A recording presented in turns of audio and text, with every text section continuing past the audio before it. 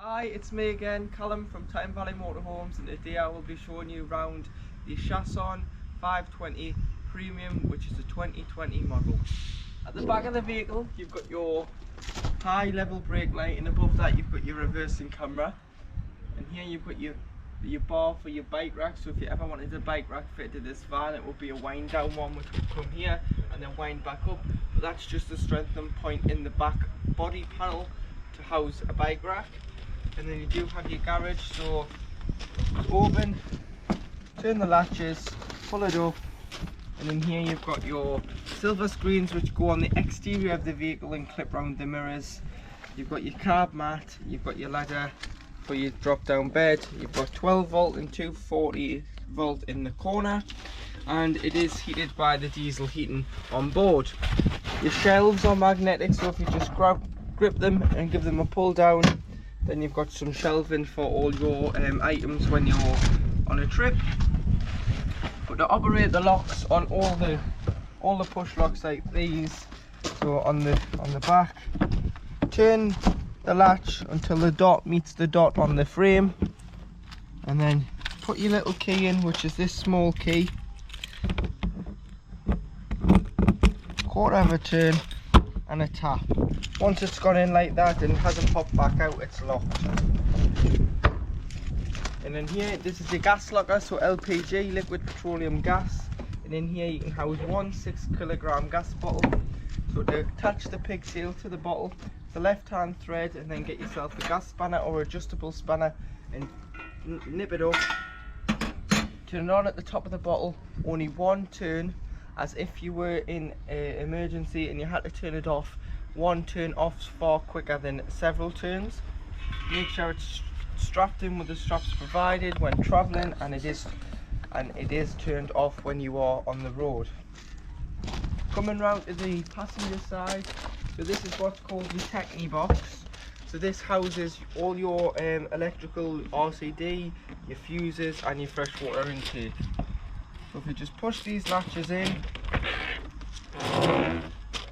and then in here, so take this cap off, go and buy yourself a hose pipe that you've never used in the garden, a brand new one. It doesn't have to be, they do say it has to be food hygiene rated, but it doesn't matter. Just buy one that hasn't been used in the garden and carry it in your garage with some hose lock connectors, because it's just normally a brass tap on site. Put the pipe into here until it overflows if you want a full tank.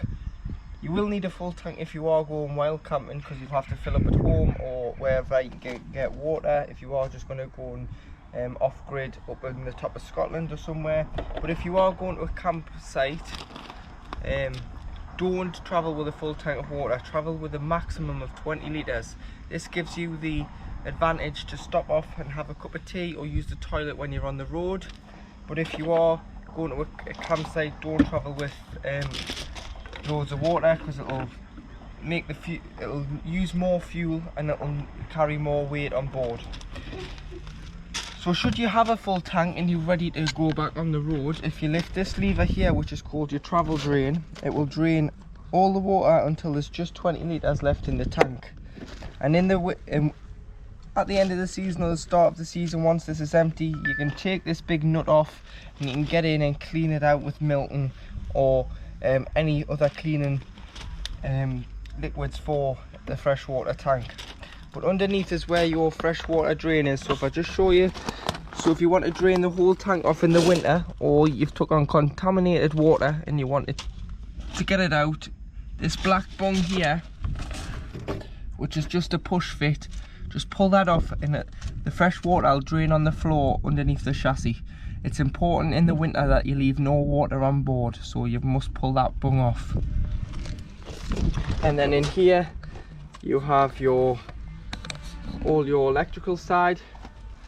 So you've got your trips, so should a hairdryer or a kettle trip it on board, try here first before you try where your site post, where you've got your hookup in. And then you do have your 12 volt fuses for all your items, such as your pump, your lights, your fridge, your awning light and so on are in here. So it would be a good idea to go and buy some spare blade fuses from your local motoring shop, i.e. Halfords or Euro Car Parts. And in here you've got 2 fuses. These are fuses for the diesel heating, so should the heater on the diesel heater is just a round dial, and if it's got a solid green light on, it means it's working, but if it's got a flashing green light on, it means it has failed. What you can do if this flashing green light occurs, come in here and just take these fuses out and put the fuses back in, and that'll reset your diesel heating. Next to it, this is where you hook the vehicle up. So you've arrived on site. This is the first thing you want to do once you've parked up onto your pitch. So you get the collar, you get the hookup lead, lift the collar, lift the flap on the van and connect, and you'll hear a positive connection. When you want to unhook, there's a small blue lever here. Just push down and pull the hookup lead off. Always hook the van up first, then the sight, as we don't want you walking around with the live lead, or should your cable be faulty in any way which you're not aware of, we don't want you to hold a cable that's live, as you could give yourself electric shock and cause serious harm. Coming further down, so this is your truma vent. So your boiler's behind there. This is the vent for allowing the fumes out.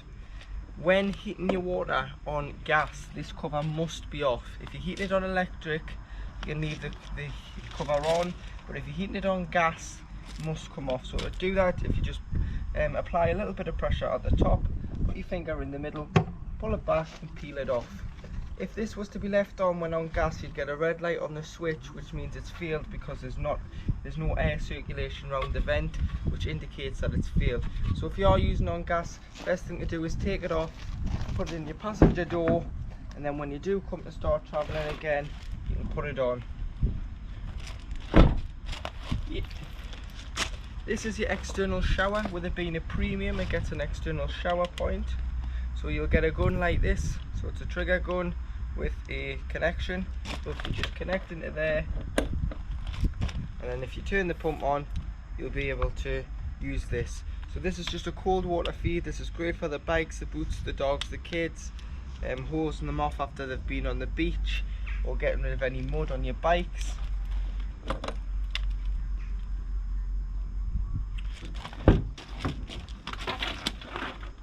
And then coming to the passenger door, so in here you've got your diesel. So your diesel opens with the main ignition key that drives the Fiat engine, which is your Fiat key. So you put that in there and let it out and fill it up. And then underneath you've got your DPF, which is your AdBlue, your AdBlue for your exhaust. So this helps with your DPF and your exhaust. So it's a 20 litre tank. It'll indicate on the dash when it needs it. Basically all the most fuel stations now have AdBlue, because it's a common thing on most Euro 6D engines. So this is a Euro 6D, and it'll indicate. So once it does come on, just top it up. If not, you can buy it in the cans. So if you go to Halfords or anywhere, you can buy it in the cans, and you can top it up yourself. It might be a good idea if you are going further afield, just to carry one 10 litre drum in the back garage, but you can get that anywhere. Here is your tyre pressure, so 5.5 bar front and back, which is 79.5 front all round, so front and rear. And then underneath your passenger seat is where your leisure battery lives. So your leisure battery's in there. So should you need access to the leisure battery to change it or anything in many years to come, you'll have to just take the seat off. Your engine battery lives underneath the floor, so you'd lift this panel up and it will reveal the engine battery should you have to change that. But you can have a jumping point from underneath the bonnet, and your bonnet releases on the side of the passenger's dashboard near the door. So coming around it underneath the bonnet,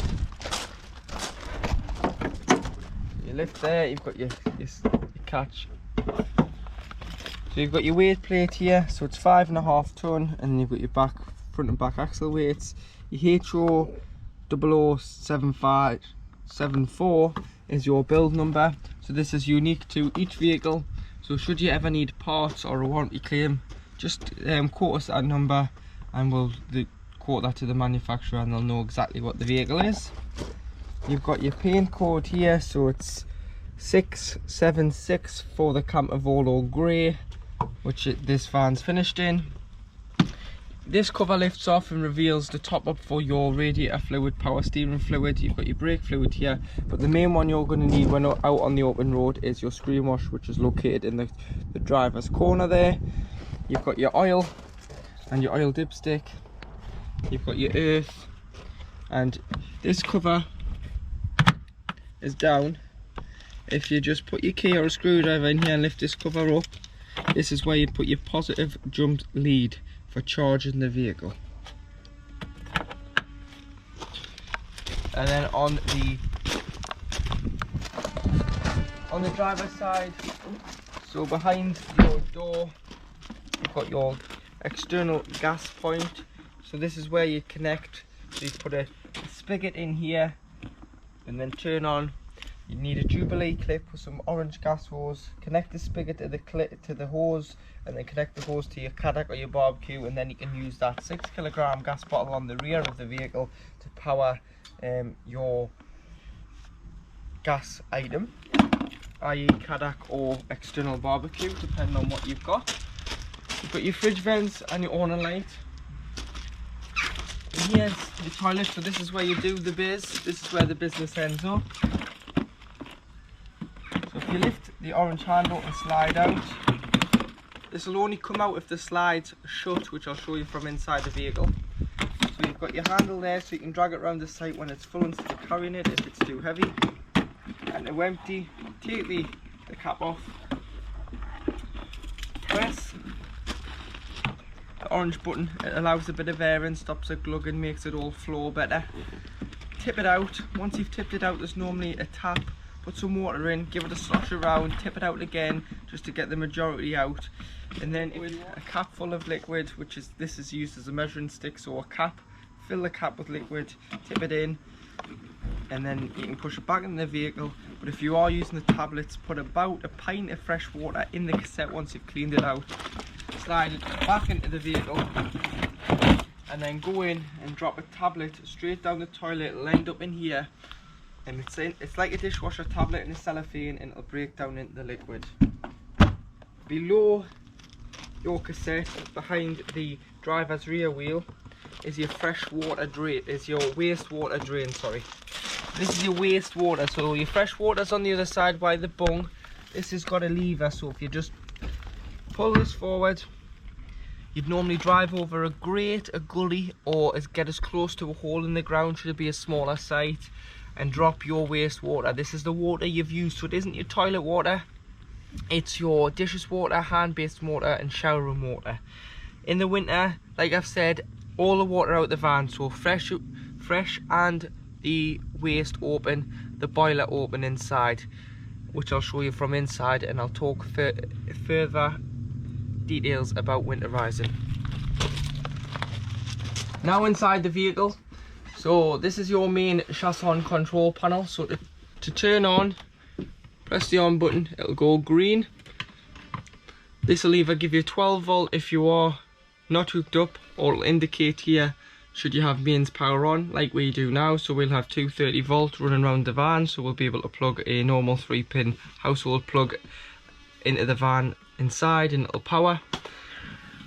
So along from the on button, which is your master button, you have your lights. So this is the master switch for your lights, and then they are all individually switched around the vehicle.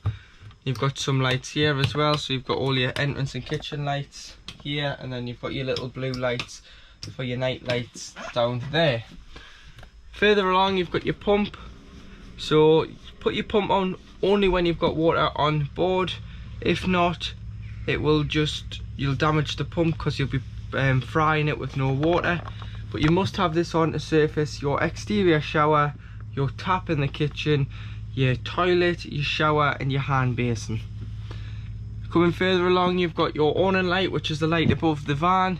So should you put an awning on, or you just go out in the evening and you're making your way back to the van and it's a bit dark or dusk, if you put your own light on before you go, you'll be able to find your way back to your vehicle. And then below, so you've got a picture of a trailer. This shows you your reading of your leisure battery.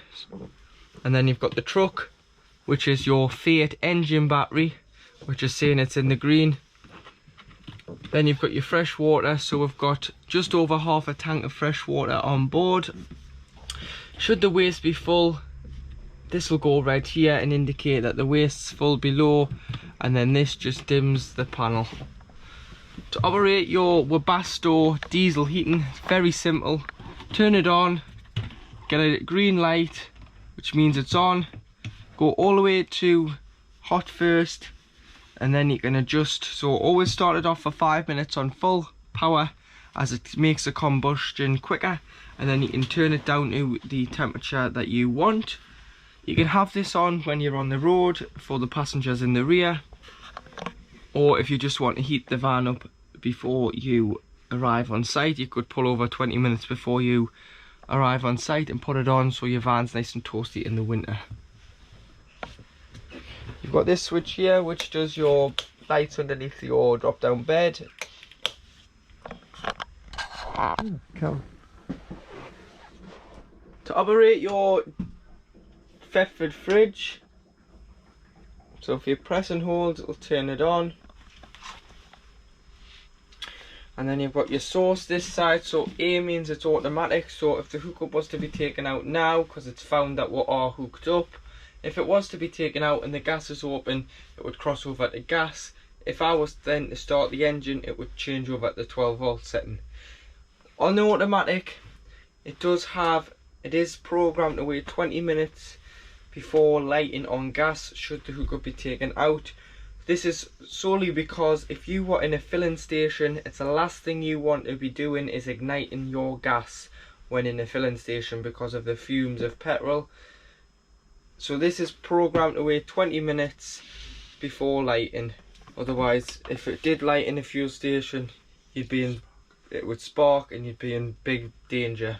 So you can override it by taking it off A. So now we are just on manual to 30 volts when hooked up. I've changed it over to the 12 volt keep cool setting on the battery, and it's shown an error code 6. That's because the engine is not running. Or you can manually put it onto gas and it will self-ignite.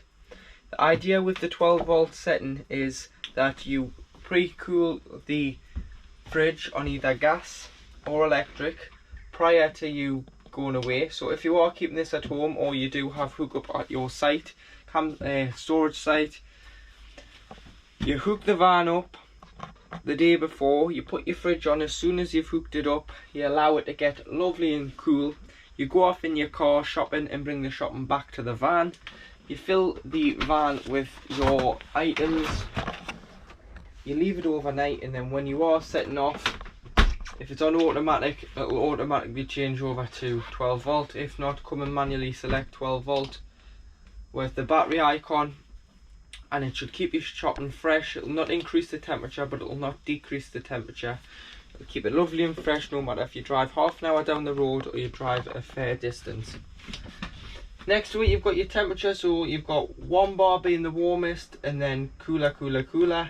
Obviously in the winter you'll not want it on full power because the back of the fridge is already cold, so you'll have to adjust it in the winter as you don't want it to freeze. And then this here, you'll see a looks like a demisting icon. What that's doing is it's putting a bit of heat around the seal here, so if you've had the fridge on hookup for a week at a site, obviously this freezer is going to be lovely and cold. You don't want the rubber to stick to the door and be damaged or perish. So if you put that on, it just stops the rubber from getting stuck.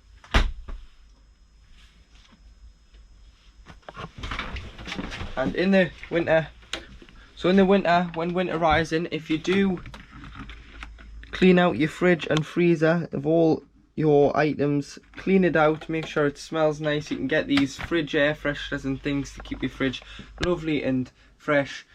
You don't want to shut the door fully, so you've got 2 little tabs located underneath your things. So if your handles for the fridge and freezer, if you just put them into there, lift them into there and just slot it through the hole, what that'll do is it'll allow the fridge and freezer to allow air circulation in and out, so it will stop any mold or moisture or bacteria building up. So in your kitchen area, you've got 2 gas rings and 1 electric 230-volt hot plate when you are hooked up. So there's no inverter on this that'll make this work when you just not hooked up. You've got to be hooked up for this. So you've got your 2 gas rings there. You've got your electric hot plate on this side, this will go red once it's on, like it is now. It's just because the door's open and the sun's beaming through. You've got your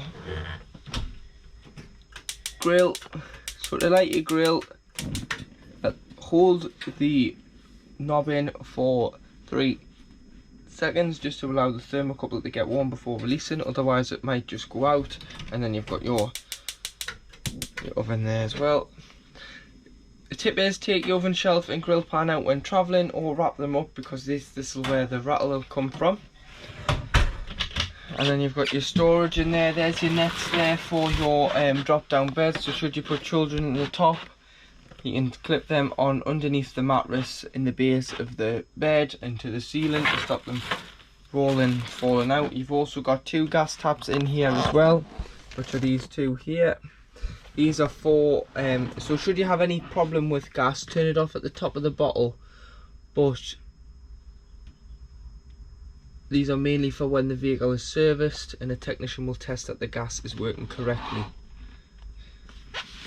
You've also got in here as well, so this is where your plug lies for your hot plate. So your plug's just in the top corner. It's just in there, and then that operates that. You've got your switch for your table and your bed here. So this is where you would lower your table down and your electric bed. Your cutlery drawer. Then in here you've got your storage. But the main thing in here is you've got this switch here, which is Truma boiler. This is heating your water on gas, so that's when that cover has to come off. You can have this on with the electric together if you wanted to boost your hot water. So say in the winter you were dying for a shower, or you were waiting for the water to heat up to do your dishes. If you were in desperate need of hot water, you can put the hot water switch on, which is located behind your passenger seat, and your gas, which is located here in your kitchen upper lockers. Put them on together and it'll double your time to heat water. So you've got 50 degrees, off in the middle, and 70 degrees. This will heat the water until it reaches that temperature. Once it reaches that temperature in the boiler, it will cut out, and then once it detects it's gone cold, it will kick back in. That's failed there because the cover's on, so there is your red light, which will indicate that the cover is on, or your gas is not switched on, but our gas is switched on.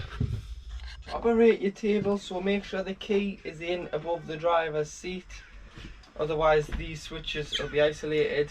So you can press and hold and the table will go down like so. And then if you were making the bed underneath,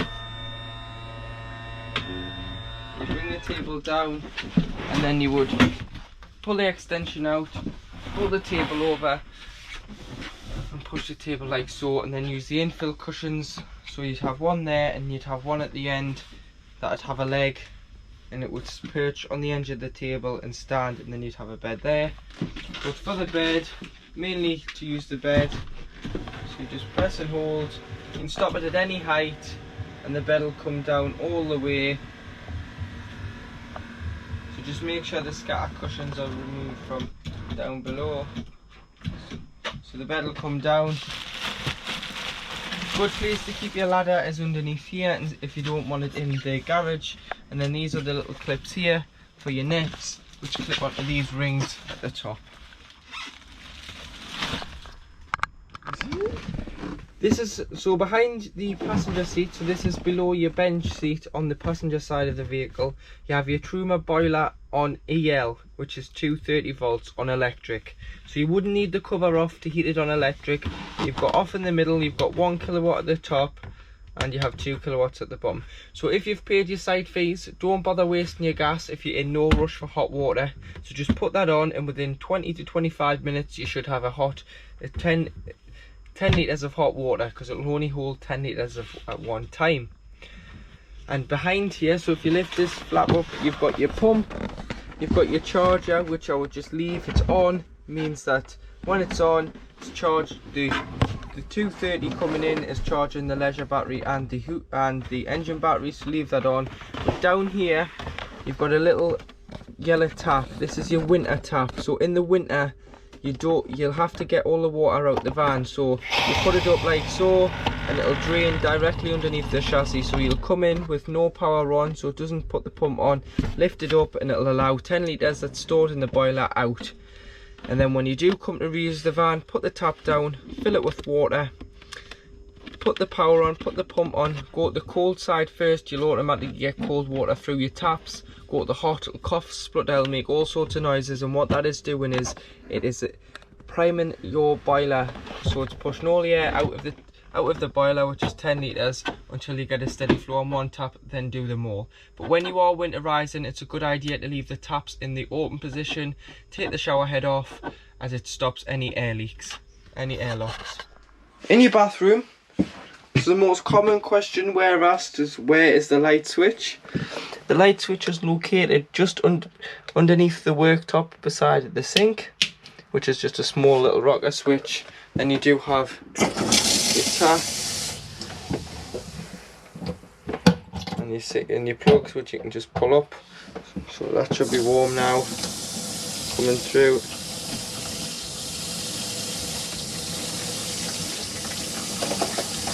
Yeah, that's nice and warm now.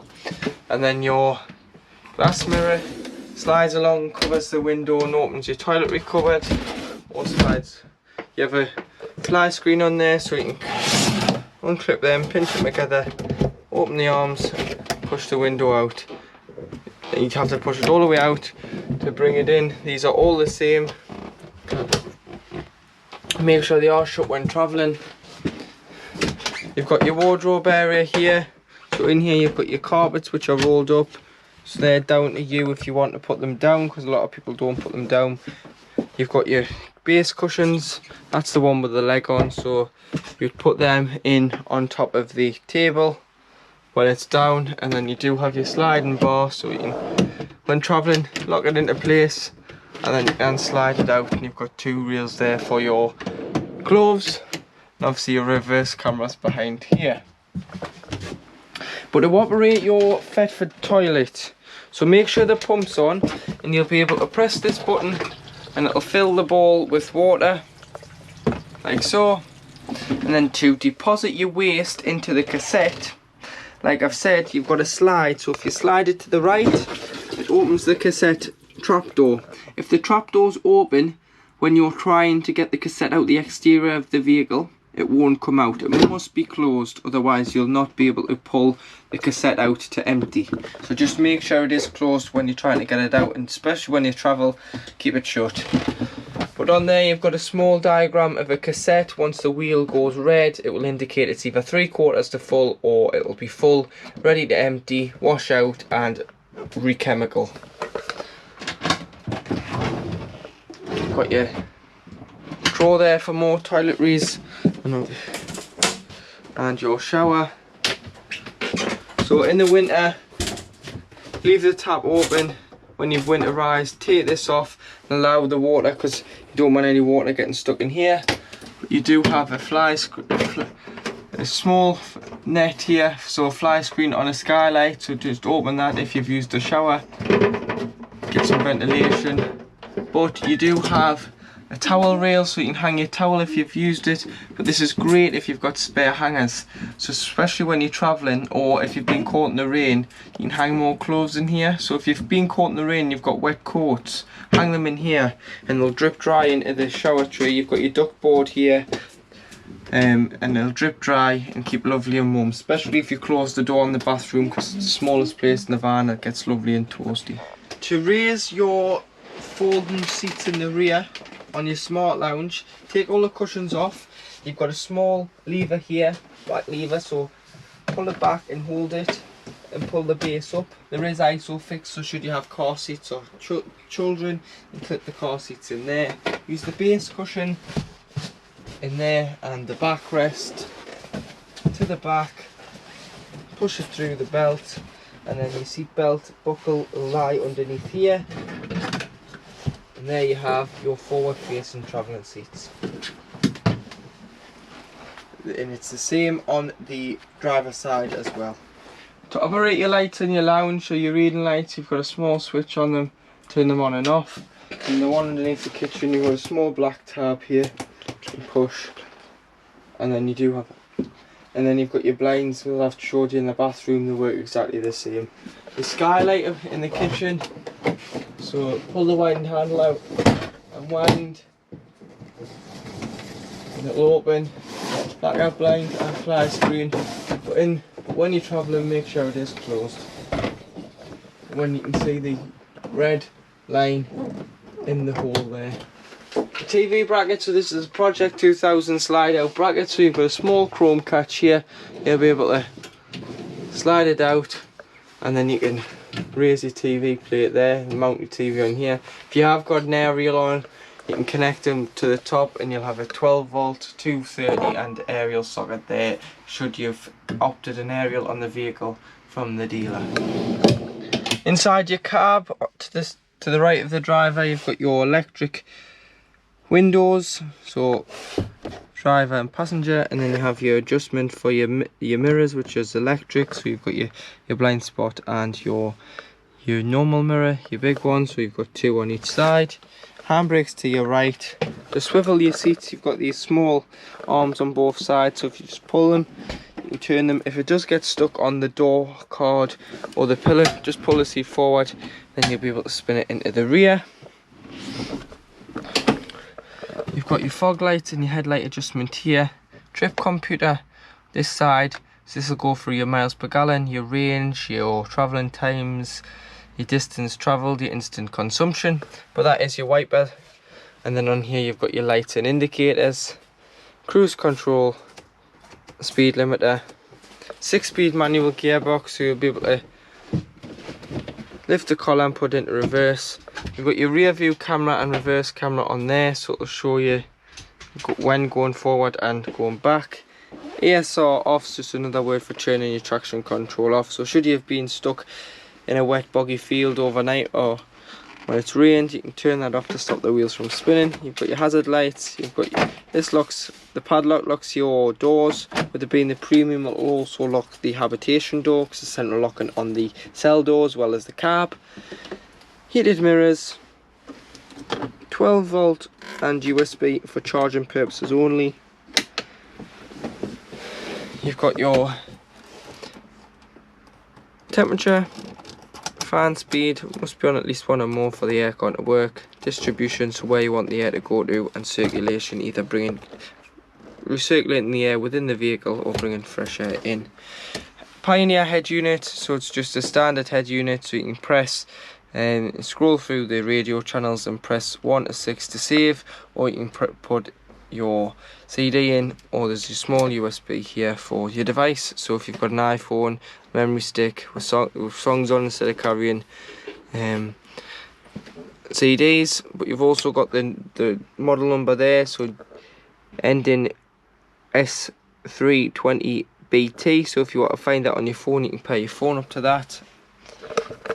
You've got your clipboard here, so it's not just a clipboard, it works as a phone holder, so you can put your phone in there. Once you're happy you've got your phone locked in, push the lever in, and then